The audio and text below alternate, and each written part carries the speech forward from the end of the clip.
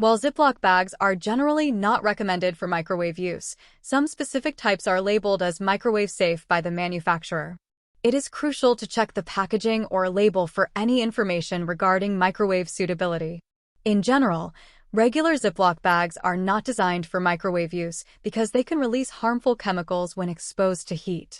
When heated, these bags may melt or warp, causing the plastic to leach into the food. This can pose health risks. If you have a Ziploc bag labeled as microwave safe, it's important to follow the manufacturer's instructions carefully.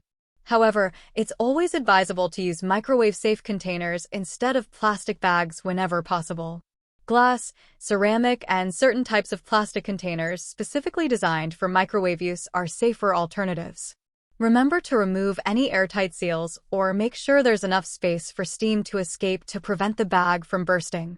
Always exercise caution and prioritize safety when using any materials in the microwave. Make sure to like and subscribe. Thanks for watching.